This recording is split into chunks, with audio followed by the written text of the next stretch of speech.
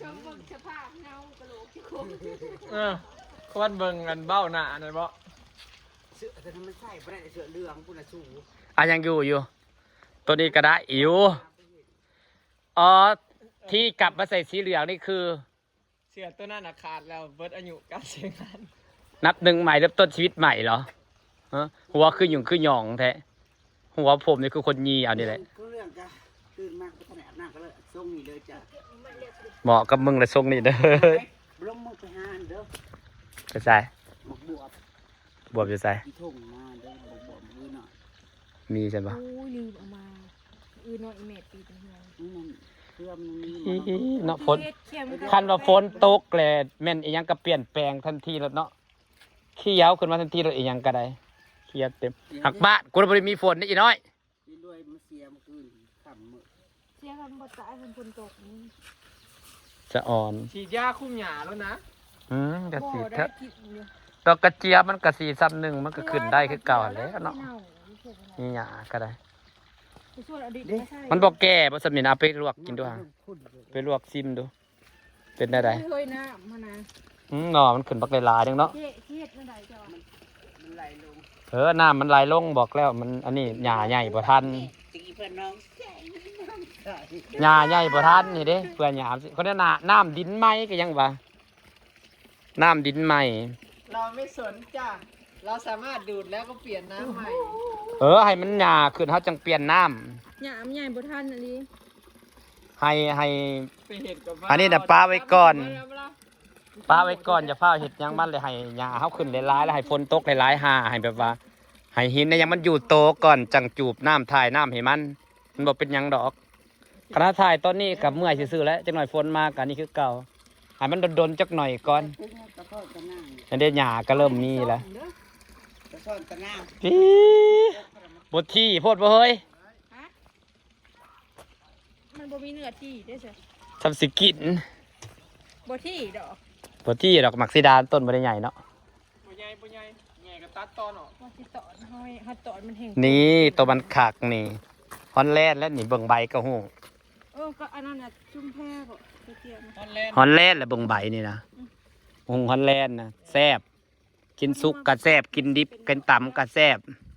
หัวกัดมันเลยถ้าแม่นมันเป็นดอกเราใหญ่แล้วตอนนี้ มันเริ่มได้จังหน่อยก็เป็นดอกได้เลยนะมันพันเตี้ยอยู่แล้วแซ่บฮอนแลนด์นะ ปล่อยปลาดุกเลยนั่นน่ะ ใช่ จากไ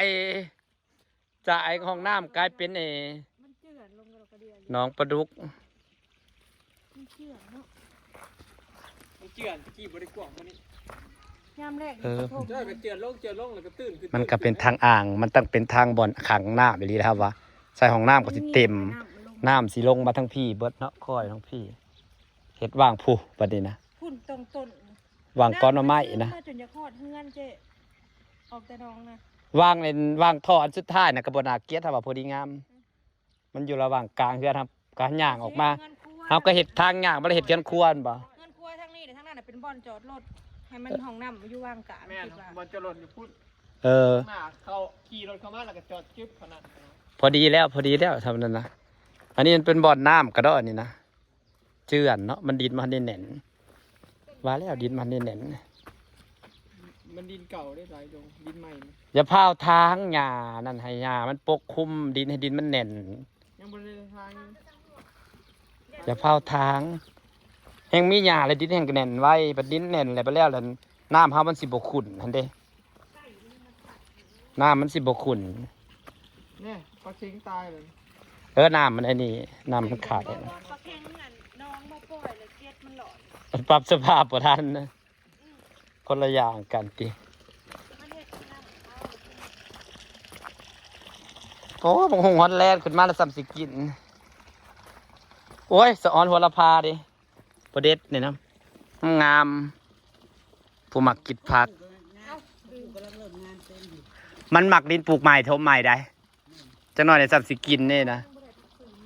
มันหมักดินทมใหม่พักโคลพานะ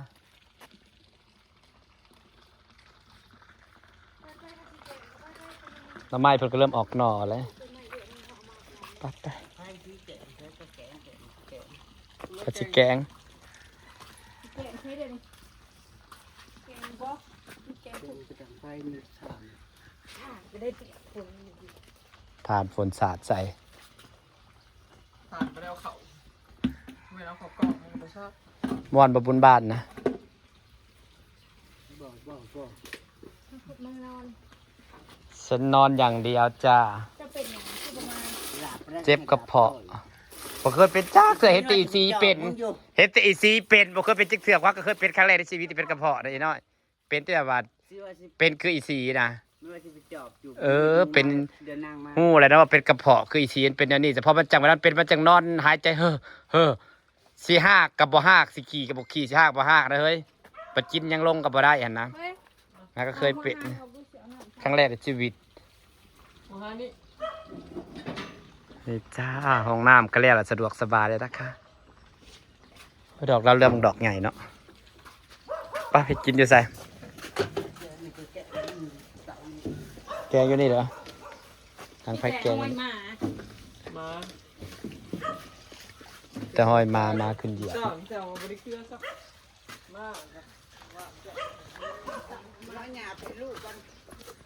ใส่เอาหยานี่ใส่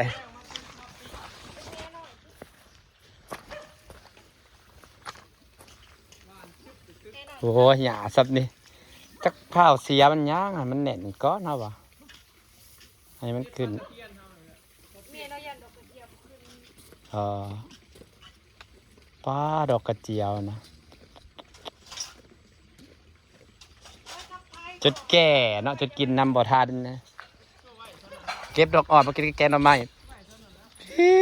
แต่มันถือโพดเฮ้ยต้นกระเจี๊ยบอะนะจังหน่อยได้เป็นป่า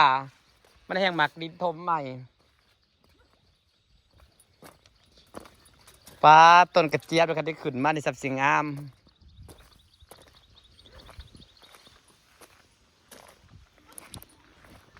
พาผสมสวนอมรานะคะบักก็จะมาก็ได้กินแล้วนี่เฮ้ยงัวเข่ามากัดมาโพบผ้ามึงบอกก็ได้มีแนวกัดแล้วเพื่อผลสีใหญ่เด้อบักผ้าวนะพี่สุดท้ายมันจะเป็นดอกไม้แขะด้วยอีน้อยดอกเราเริ่มคือดอกใหญ่งามแท้พี่เดี๋ยวนี้เสียเขาว่าดอกเรื่องดอกใหญ่เดี๋ยวนี้นะ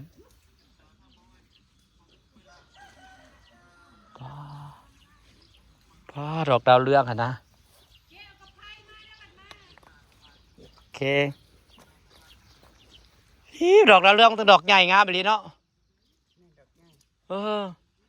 จนมันเอ๊ะนะพุ่นโตก็จนทำไมค้ำไว้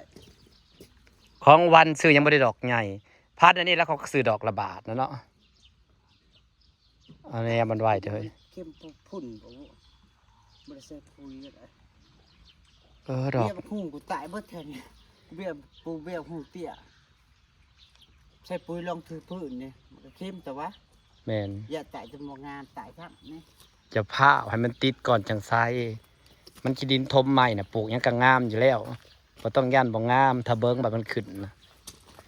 ถ้าเบิ้งบัดมักเขือมักแข้งขึ้นนี่กูย่านแต่ว่าจนบ่มีบอลสีย่างพูดแล้ว ที่บ้านพกบุ้งจะทำขอบตรง ปากยังเธอน่ะนะปากยังน่ะนะ หัวอาหารผลท เออเอ๊ะมักเขือหันนะ ำเคยยาวเลยกันยาว สัมมันสีงามพ่ออีน้อยแบบมันขึ้นไม่ได้นับเป็นบ่อยอดมันบักใหญ่ๆอย่างเนาะจำสีดก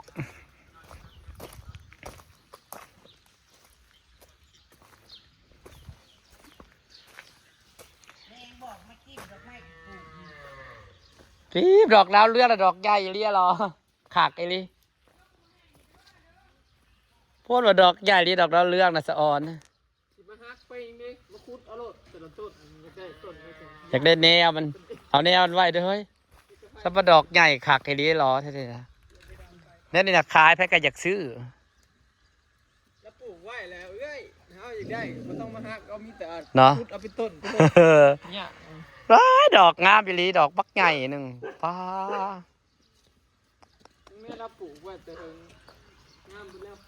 มันตั้งงามพร้อมแล้วจากดอกใหญ่นะขนาดดอกอันนี้ยังดอกใหญ่ขนาดดอกอันนี้ยังดอกใหญ่สุดแต่เฮาสิเป็นมันสิเป็นพันธุ์แคบมันใหญ่ขึ้นใช่ไหมมันสูงขึ้นเลยเด้ ติดบ่ว่าต้นมันติดบ่ ติดมันหักกับติดมันก็หักษามันก็ดูแลไปเรื่อยๆเลยมันเวลามันยืนต้นตายมันบอกแก้วกับติดบ่ติดมันอยากยืนต้นตายคือไอ้เกลือนี่นะไหม มันจะปลูกยาก คือทุเรียนนะไหม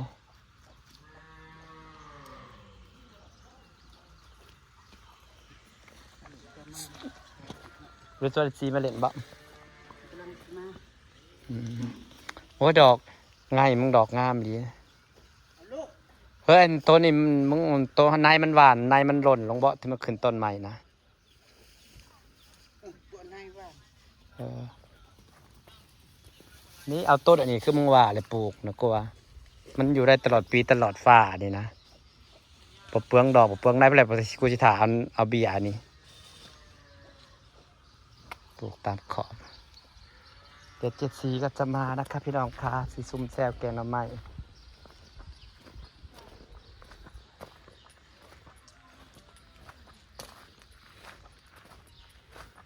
เพื่อนนางกาพุ่นแหละแก้วเขาแล้วพุ่นแหละปีหน้าฟ้าใหม่ของน้ำนะเข้าได้เลยเต้ยมันถือฝนมันนี่กันประตูไม้นะเปิดกระบอออก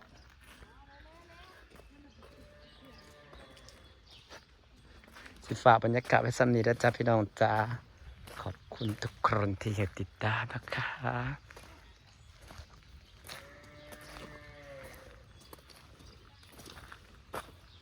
เดี๋ยวดอกกระเจียมมันก็ออกลายดิเอาดอกน้อยไปกินแกงหน่อไม้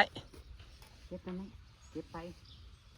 ด้านบนดอก เวลาจะสิมาถ่ายคลิปมาเก็บดอกกระเจียวกันถ่ายจะเจาะ อีหวาน ลงเพจ